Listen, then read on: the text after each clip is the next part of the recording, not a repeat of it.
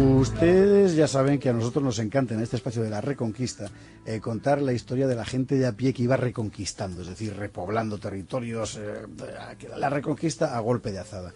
Bueno, pues es que es fundamental para entender bien la Reconquista, es decir, por encima y por debajo de las batallas, de los nombres de los reyes, de las crónicas de la corte, por encima y por debajo de todo eso, a finales del siglo VIII, lo que ocurre es que hombres y mujeres de a pie, familias de campesinos, grupos de monjes, empiezan a ocupar tierras cada vez más hacia el sur, desafiando al peligro y a la muerte. Bueno, pues también ahora, en el momento de nuestra historia, mediados del siglo IX, con Ordoño en Oviedo y Muhammad en Córdoba, los colonos cristianos van a seguir descendiendo lentamente hacia las tierras llanas. En episodios anteriores hemos visto a Levato y Muniadona en el Valle de Mena, a sus hijos Vítulo y Hervigio en el Valle de Losa, al obispo Juan en Valpuesta, a los campesinos libres del conde Munio en Brañosera, al guerrero Juan en la plana de Vic, a los colonos de Sobrarbe y a los desdichados que acabaron sus días en la cueva Foradada, al pie del Pirineo de Huesca. Viajemos ahora a otro punto del mapa, la montaña leonesa, en el vértice de Asturias, León y Palencia.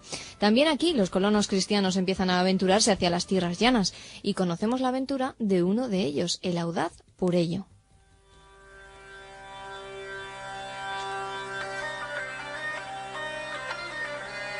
El audaz Purello, en efecto. Hay un punto en la montaña de León donde los cerros empiezan a asomarse hacia el llano, al sur, a lomos del río Esla, cerca de donde hoy está el embalse de Riaño. Bueno, pues hasta allí habían llegado los colonos, seguramente asturianos y cántabros, ocupando montes y prados, haciendo presuras y sembrando los campos. Uno de esos colonos es nuestro amigo Purello, que se ha instalado en la zona con su familia. No era una vida fácil. Pocos kilómetros al sur, la amenaza musulmana seguía presente. La gran llanura leonesa era tierra de nadie. Ni moros ni cristianos habían establecido allí ciudades ni plazas fuertes, pero eso no significa que estuviera exenta de presiones armadas. Ya hemos visto cómo el intento de Ramiro de repoblar León, por ejemplo, fue inmediatamente frustrado por las huestes sarracenas, porque aunque aquello era tierra de nadie, las columnas guerreras y sobre todo musulmanas no dejaban de transitar la zona. Podemos imaginar la situación. En el norte del llano, donde empieza la montaña, familias de campesinos cristianos. En el sur, al otro lado del Duero, partidas de guerreros musulmanes que conocen bien la debilidad de esas comunidades de agricultores y ganaderos. En medio, aisladas en el paisaje, pequeñas plazas defensivas moras como las de Verdiago y Aleje, puestos avanzados desde donde los sarracenos controlan los movimientos de los cristianos. No hacen falta grandes contingentes armados para castigar a los osados campesinos. Bastan unos pocos hombres, 20 o 30 jinetes, para cabalgar hasta aquellos campos, saquear las cosechas y apresar cristianos a los que luego podrá venderse como esclavos. Los campesinos saben que si aparecen los jinetes moros pueden refugiarse en las montañas, pero no siempre les va a ser posible. En una de esas pequeñas expediciones de saqueo, los musulmanes han llegado hasta el paraje de Purello y han apresado a uno de sus hijos, Flagino. Probablemente se trataba de soldados moros de los puestos de Verdiago y Aleje en la garganta del Esla, pero nuestro Purello no está dispuesto a soportar la afrenta. Coge sus armas y sale en persecución de los moros. Sin duda le acompañarían sus clientes, es decir, la gente que trabajaba para él. Nuestro hombre da alcance a los secuestradores a la altura del río Dueñas, en la montaña. Implacable, mata a los moros y rescata al joven Flagino. De regreso se detiene en el paraje de Valdoré, en el Alto Esla. Purello hace presuras en el lugar y se lo adjudica. Meses más tarde, un documento de 6 de mayo de 845, firmado por el rey Ordoño, confirma a Purello la presura de Valdoré y dice así: para que la tengáis vos y vuestros hijos y la posea vuestra progenie hasta el fin de los siglos, con potestad de venderla o donarla. Esto en premio a su acción contra los moros. Dicen que el linaje de Purello se mantendría en la zona de Valdoré hasta nuestros días.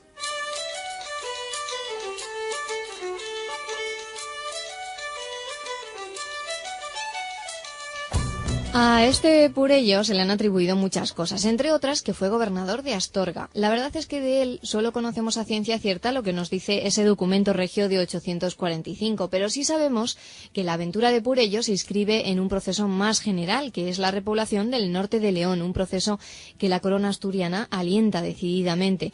Y también sabemos a quién encomendó el rey Ordoño la tarea de proteger la repoblación, al conde Gatón del Bierzo. Un nombre importantísimo en nuestra historia, el conde Gatón. Gatón formaba parte de la familia real. Estaba casado con una señora que se llamaba Egilo. Unos dicen que Gatón era hijo del difunto rey Ramiro y hermano, por tanto, del rey Ordoño. Otros dicen que no, que era cuñado de Ordoño. Bueno, no lo sabemos. En todo caso, sea como fuere, era un hombre de confianza del nuevo rey de Asturias y por eso, a partir del año 850, Gatón recibe la orden de asegurar la repoblación del llano leonés. Vamos a recordar cómo se hacía esto.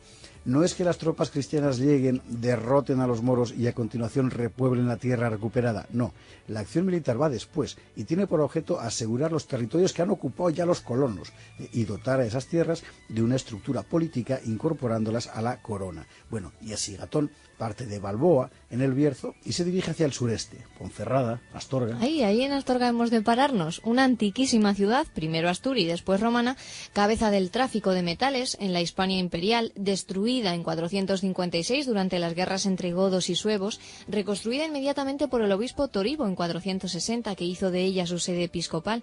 Pues los moros la arrasaron en 714, cuando la invasión, y desde entonces había quedado reducida al estatuto de ciudad fantasma. Pero seguía siendo un lugar clave para las comunicaciones en el noroeste y además un baluarte estratégico de primer orden, protegido por las montañas al norte y abierto al llano hacia el sur. Este Gatón debió de poner enseguida sus ojos en ella. Es la primera ciudad que el conde del Bierzo repuebla. Deja allí al obispo Indisclo y sigue camino hacia el este. Indisclo se llamaba el obispo. Vamos a ver, ¿fue que Gatón dejó allí al obispo o el obispo ya había estado allí y realizó presuras en la zona? Bueno, no lo sabemos. El nombre de este obispo Indisclo aparece en cualquier caso vinculado a las primeras presuras de tierras en Astorga. Al este de Astorga, un riachuelo marca una frontera natural. Gatón establece allí una línea divisoria, edifica un castro defensivo que aún hoy se llama Villagatón. Están los mapas, y la tierra al oeste quedan para el obispo. Bajo la dirección de este Indisclo nacen o se repueblan localidades como Brimeda y Biforcos. Los documentos nos indican con mucho detalle cuál era la mecánica de la repoblación. Primero se plantan mojones que señalizan el terreno, después se construyen casas y se ara y siembra la tierra, se reservan otros espacios para el ganado, para apacentar los rebaños, y así va surgiendo un mundo nuevo.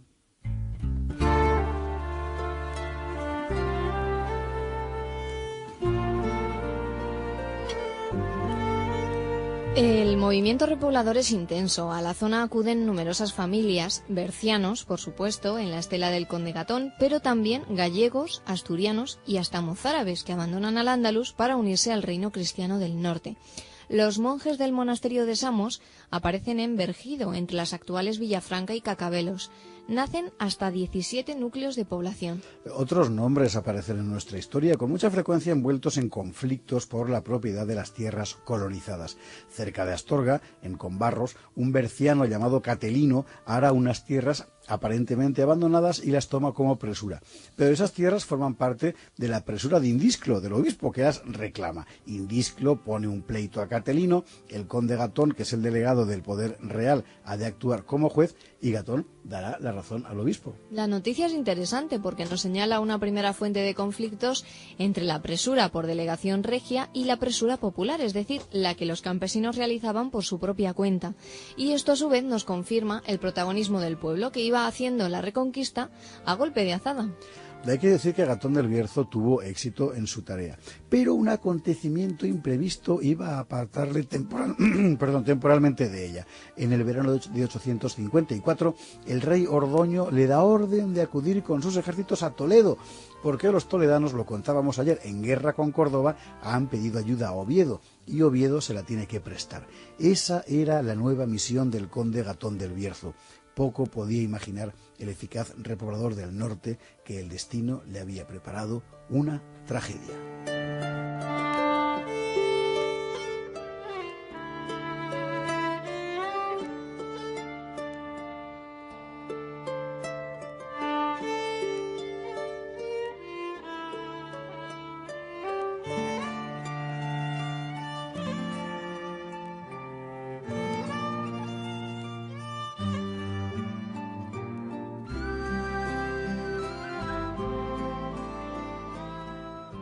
La estrella polar. Si navegas de noche, te proponemos... A golpe de azada.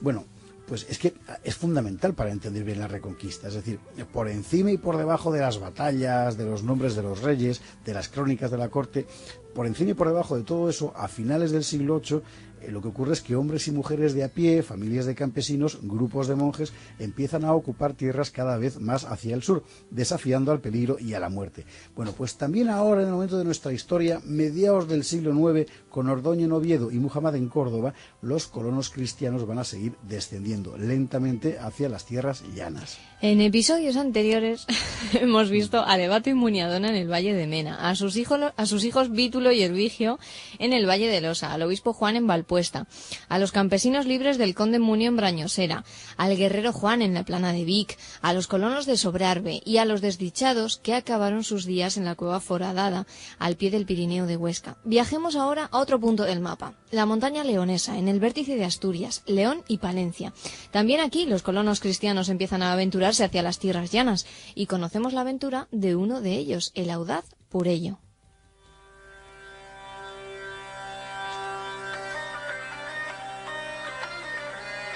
El audaz Purello, en efecto. Hay un punto en la montaña de León donde los cerros empiezan a asomarse hacia el llano, al sur, a lomos del río Esla, cerca de donde hoy está el embalse de Riaño. Bueno, pues hasta allí habían llegado los colonos, seguramente asturianos y cántabros, ocupando montes y prados, haciendo presuras y sembrando los campos. Uno de esos colonos es nuestro amigo Purello, que se ha instalado en la zona con su familia. No era una vida fácil.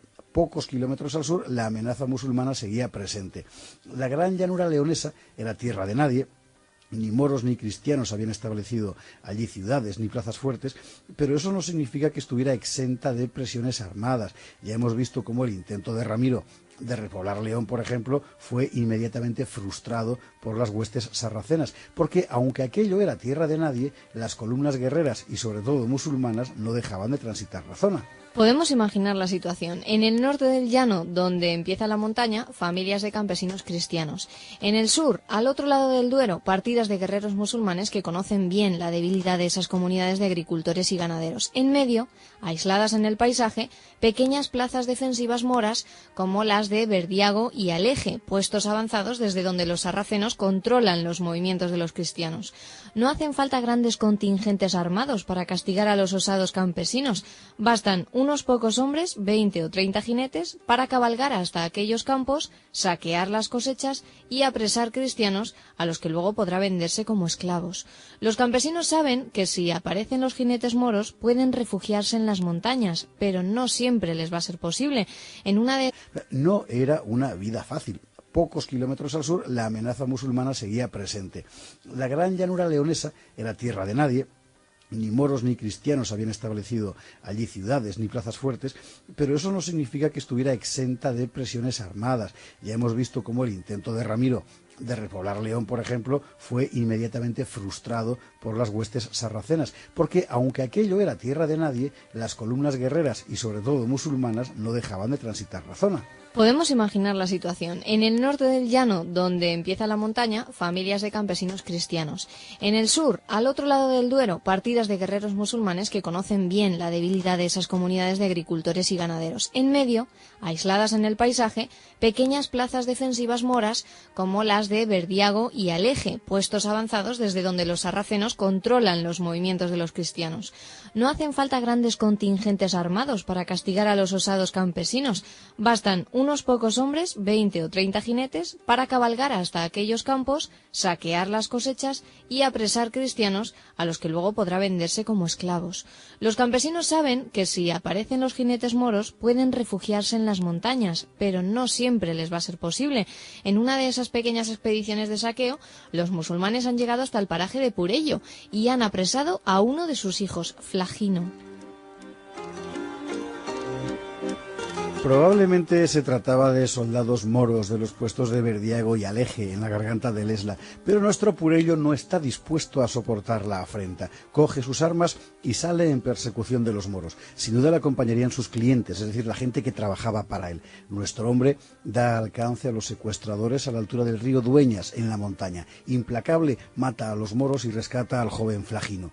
De regreso se detiene en el paraje de Valdoré, en el Alto Esla. Purello hace presuras en el lugar y se lo adjudica. Meses más tarde, un documento de 6 de mayo de 845, firmado por el rey Ordoño, confirma a Purello la presura de Valdoré y dice así: para que la tengáis vos y vuestros hijos y la posea vuestra progenie hasta el fin de los siglos, con potestad de venderla o donarla. Esto en premio a su acción contra los moros. Dicen que el linaje de Purello se mantendría en la zona de Valdoré hasta nuestros días.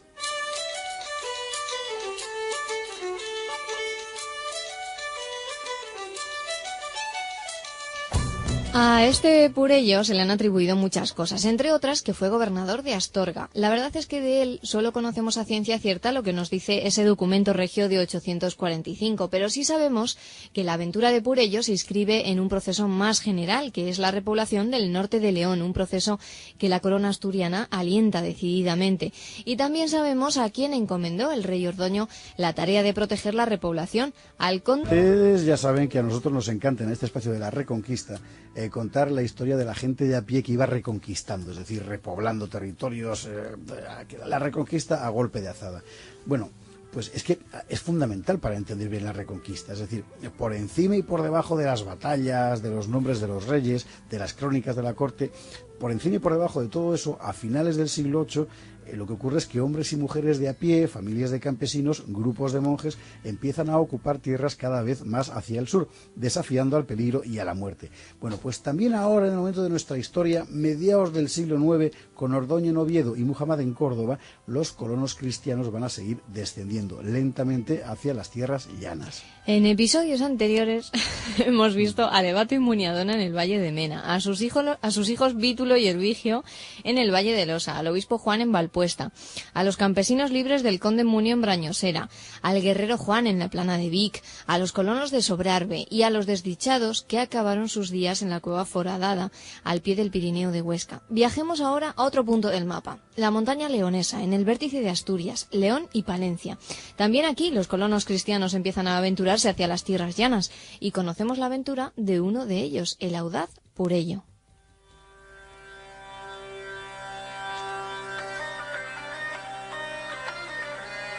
El audaz Purello, en efecto. Hay un punto en la montaña de León donde los cerros empiezan a asomarse hacia el llano, al sur, a lomos del río Esla, cerca de donde hoy está el embalse de Riaño. Bueno, pues hasta allí habían llegado los colonos, seguramente asturianos y cántabros, ocupando montes y prados, haciendo presuras y sembrando los campos. Uno de esos colonos es nuestro amigo Purello, que se ha instalado en la zona con su familia. No era una vida fácil. Pocos kilómetros al sur, la amenaza musulmana seguía presente. La gran llanura leonesa era tierra de nadie.